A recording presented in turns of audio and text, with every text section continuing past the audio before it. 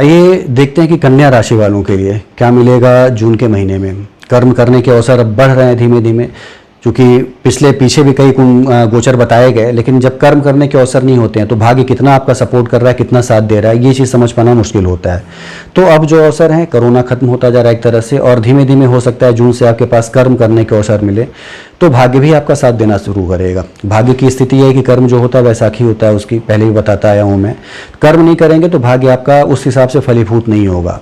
आपके भाग्य में राजयोग लिखा हो लेकिन आप कर्म ही न कर पा रहे हो तो वो राजयोग फलित नहीं हो पाएगा।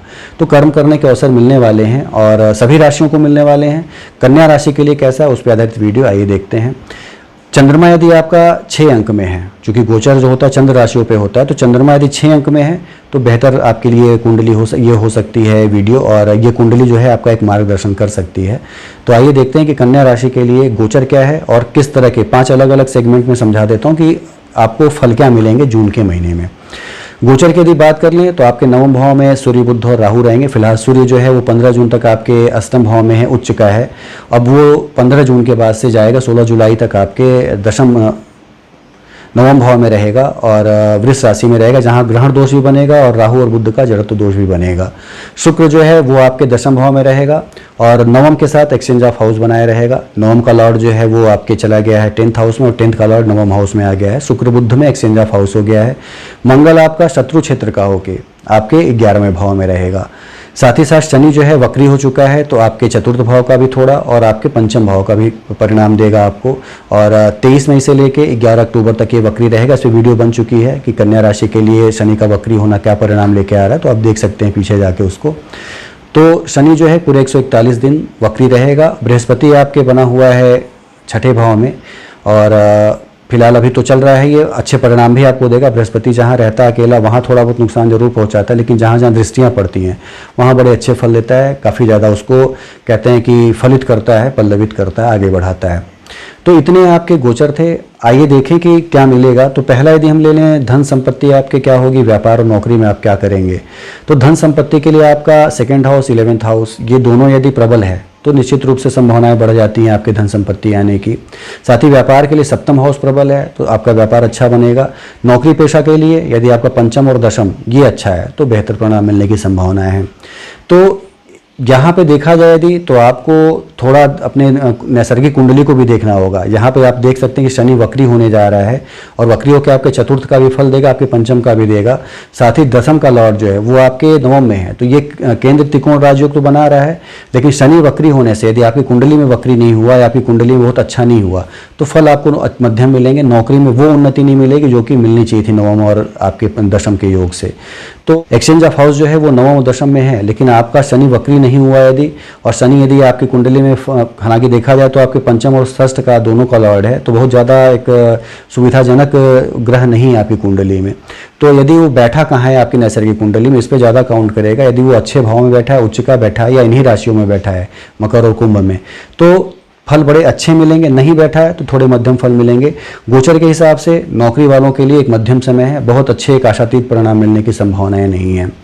व्यापार की यदि हम बात करें तो व्यापारिक जीवन भी जो है आपका बहुत अच्छा नहीं चलेगा। शनि की तीसरी दृष्टि आपके 7म भाव पे रहेगी, व्यापारिक भाव पे। साथ ही 7म का लॉर्ड जो है वो 6ठे भाव में रहेगा, तो निश्चित रूप से एक मंदी रहेगी। तो नौकरी पेशा वाले हों चाहे व्यापार वाले हों, सभी के जीवन में एक धीमापन देखने को जरूर मिलेगा। वो आप कह सकते हैं परिस्थितिवश भी है, थोड़ा आपके गोचरवश भी है। परिस्थितियां कोरोना की चुकी हैं तो बहुत ज़्यादा कर्म करने के अवसर ही नहीं है, तो एक दूरियां बनी हुई हैं, लोग कर्म नहीं कर पा रहे हैं, तो व्यापार या नौकरी किसी में उनको आशातीत सफलता नहीं मिल पा रही है। तो वो चीज़ें फिलहाल जून के महीने में भी कन्या राशि वालों के लिए एज यूजुअल चलने वाली हैं, क्योंकि गोचर जो है बड़े बेहतर नहीं है। अपनी नैसर्गिक कुंडली में शनि की स्थिति जरूर देखिए। शनि यदि अच्छा है तो आपको बेहतर परिणाम मिलने की संभावनाएं बढ़ जाती हैं। धन की यदि हम बात करें तो धन भाव में जो है आपके, चूंकि उसका लॉर्ड शुक्र है और वो आपके आ गया है 10म भाव में, ये एक योग तो अच्छा बना है, लेकिन आपके लाभ का जो लॉर्ड है चंद्रमा वो हर 2-2.25 दिन पे चेंज होता रहता है, और वहाँ पे मंगल जो है वो वहाँ पे नीच शत्रु राशि में बैठा हुआ है कह सकते हैं। तो लाभ की संभावनाएं भी, जब चीज़ें जुड़ी होती हैं एक दूसरे से, आप जब आपका कार्य कम है, आपका व्यापार कम है, तो लाभ की संभावना भी थोड़ी छीड़ होती हैं, थोड़ी कम होती हैं निश्चित रूप से। तो ये चीज़ें दिखा रही हैं कि बहुत बेहतर परिणाम जो है धन दौलत के मामले में कह लें या व्यापार के मामले में कह लें, नौकरी के मामले में कह लें, एक मध्यम फल मिलेगा। बशर्ते आप अपनी नैसर्गिक कुंडली भी जरूर देखा करें। न समझ में आए तो नीचे दिए नंबरों पे आप पूछ भी सकते हैं। नैसर्गिक कुंडली में दिए आपके ग्रह जो हैं वो गोचर से बेहतर बने होंगे तो बेहतर परिणाम मिलने की संभावना है, लेकिन गोचर के हिसाब से बस समझें यदि आप तो एक मध्यम फल मिलने की संभावना है। व्यापार के लिए कह लें, नौकरी के लिए कह लें या अचल संपत्तियों को जुटाने के लिए कह लें, एक मध्यम फल मिलेगा, बहुत बेहतर परिणाम की संभावना नहीं है। हेल्थ और ट्रैवल को ले लें तो हेल्थ और ट्रैवल के लिए कह सकते हैं कि आपका छठा भाव, आठवां भाव, 12वां भाव, चौथा भाव ये कहीं न कहीं से अटैच होता है, तो हेल्थ और ट्रैवल की संभावनाएं भी अच्छी बनती हैं। छठा भाव आपका हेल्थ का भाव है, बृहस्पति यहाँ पहले से मौजूद है। किसी भी पाप ग्रह की दृष्टि नहीं है, सिवाय मंगल को यदि छोड़ दें तो मंगल की अष्टम दृष्टि पड़ रही है, जो कि आपको ब्लड प्रेशर से संबंधित प्रॉब्लम, ब्लड से संबंधित प्रॉब्लम, ये सारी चीज़ें दे सकती है। हालांकि बृहस्पति जब यहाँ पे रहता है तो निश्चित रूप से उन दोषों का समन करता है और रोग जो होते हैं वो जिस तेजी से होते हैं उसी तेजी से खत्म भी हो जाते हैं। बृहस्पति बड़ा ही शुभ ग्रह माना जाता है। साथ ही देखा जाए तो बृहस्पति आपके रोग को घटाने वाला यहाँ पे होगा, तो रोग आपके निश्चित रूप से बृहस्पति जिस भाव में उसका नाश यदि करे तो यानी शत्रु का नाश करेगा, रोग का नाश करेगा, इन सारी चीज़ों का नाश करेगा, तो जो समस्याएं थी वो निश्चित रूप से खत्म होंगी, कह सकते हैं उनका एक अंत होगा और आप अपने आप को स्वस्थ महसूस करेंगे।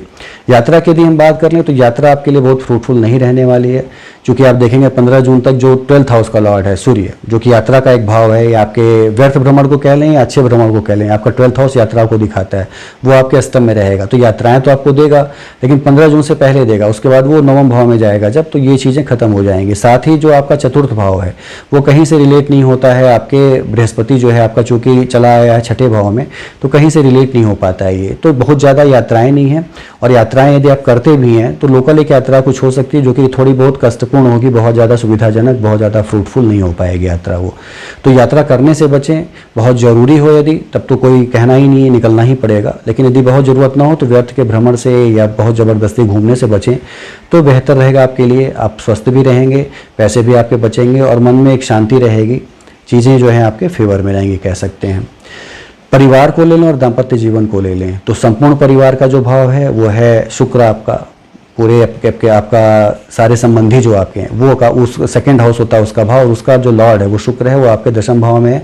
कर्म आपके ऐसे रहेंगे कि आपके परिवार में सभी के साथ एक अच्छी आपकी एक जो होती है हारमोनी रहेगी, एक अच्छी अंडरस्टैंडिंग रहेगी। बृहस्पति की आप देख सकते हैं 9वीं दृष्टि आपके सेकंड हाउस पे है ही, तो चीज़ें बेहतर करेगा बृहस्पति, सारी व्यवस्थाएं जो आपकी हैं वो बनी रहेंगी।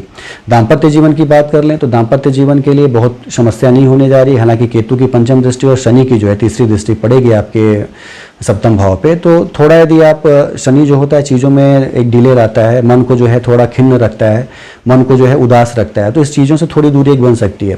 बाकी आपस में झगड़े होने के, आपस में मुटाव होने के, ये चीज़ें यहाँ पे बहुत कम है। तो आप अपनी मानसिक व्यथा से कह लें या आप अपने आप कह सकते हैं कि एक मन जो है आपका बहुत ज़्यादा शांत रहने का, इससे कह लें दूरी बनी रहेगी, लेकिन झगड़े होने की संभावना या बहुत ज़्यादा मन मुटाव होने की संभावना भी नहीं है। दाम्पत्य जीवन में चीज़ें बेहतर चलती रहेंगी, बेहतर गुजरती रहेंगी।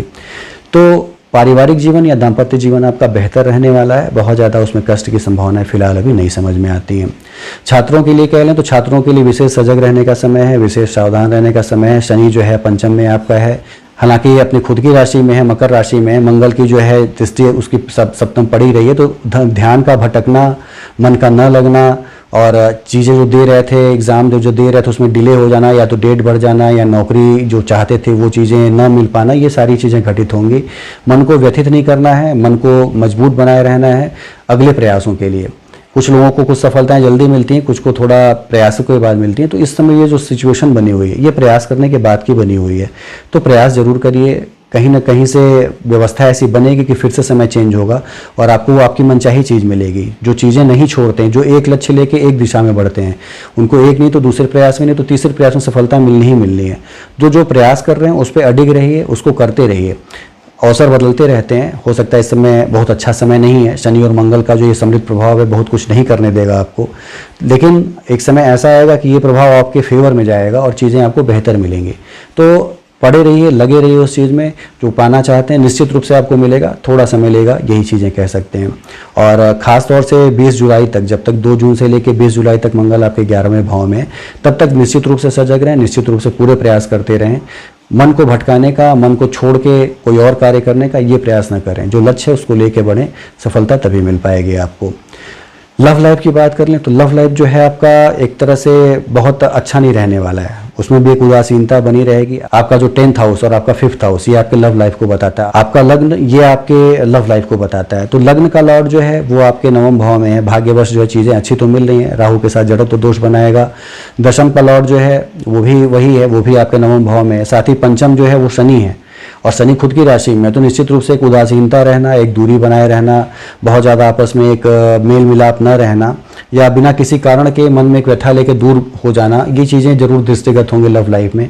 तो इस पर एक फोकस करना है आपको कि आपको कितना लंबा चलना है। यदि आपको पूरा जीवन एक साथ गुजारना है तो इन सब चीज़ों से उबरना होगा, आपको आपस में अंडरस्टैंडिंग बढ़ानी होगी, और मन में उग्रता न रख के, मन में उदासीनता न रख के आपस में एक दूसरे को पहले बात करने के लिए, पहले मिलने के लिए पहल करना होगा, तब चीज़ें बेहतर बनेंगी लव लाइफ में। नहीं तो एक उदासीनता आने का, एक दूरी बढ़ने की संभावनाएं हैं। मंगल की आप 7वीं दृष्टि देख लें, शनि का वहाँ पे होना, बुध का वक्री होना और नवम भाव में होना, जड़त्व दोष बनाना, ये चीज़ें दिखाता है कि लव लाइफ जो है बहुत बेहतर कंडीशन नहीं है उसकी। तो इन सब चीज़ों को आप परित्याग करें, मन में एक ऊर्जा ले आएँ, मन में एक उत्साह लाएँ, चीज़ें बेहतर होंगी ये सोच के यदि कार्य करें तो निश्चित रूप से आपकी लव लाइफ भी बेहतर चलती रहेगी। तो संक्षेप में वीडियो लंबी हो जाएगी, इसलिए संक्षेप में जितनी चीज़ें बतानी थी बता दी मैंने। बेहतर परिणाम मिलेंगे यदि आप अपनी मानसिकता में, अपनी सोच में अंतर लाते हैं तो सारी चीज़ें बेहतर चलेंगी। समय को गुजरने का इंतजार करें, बेहतर परिणाम मिलने की संभावनाएं बनेंगी। तो ये सारी चीज़ें थी कन्या राशि के लिए। पूजा करनी हो तो शनि मंगल की आराधना करें। मैं बार बार कहता हूँ, शनि और मंगल पिछले 2 साल से सभी राशि वालों को बेहतर प्रभावित किए हुए हैं, कह सकते हैं कि उनको बुरी तरह से प्रभावित किए हुए हैं। तो शनि और मंगल की आराधना करें, हनुमान जी की आराधना करें, उनके मंदिर जहाँ शनिवार मंगलवार को न जा पा रहे हो इस समय सिचुएशन के कारण, तो घर में ही सुंदरकांड का पाठ करें, हनुमान चालीसा का पाठ करें। निश्चित रूप से मन में जब शांति रहेगी, सकारात्मकता रहेगी, तो परिणाम भी सकारात्मक मिलेंगे। तो बेहतर परिणाम की संभावना है, अच्छी चीज़ें मिलेंगी। थोड़ा सोचें, थोड़ा अपने उसका मनन करें, चिंतन करें, कैसे व्यवहार करना है, कैसे एक्ट करना है, इस पर यदि फोकस करते हैं तो बेहतर परिणाम मिलने की संभावना है। बाकी यदि कोई चीज़ ना समझ में आती तो नीचे दिए नंबरों पर आप पूछ सकते हैं, समय के साथ उसके उत्तर आपको दे दिए जाएंगे। धन्यवाद।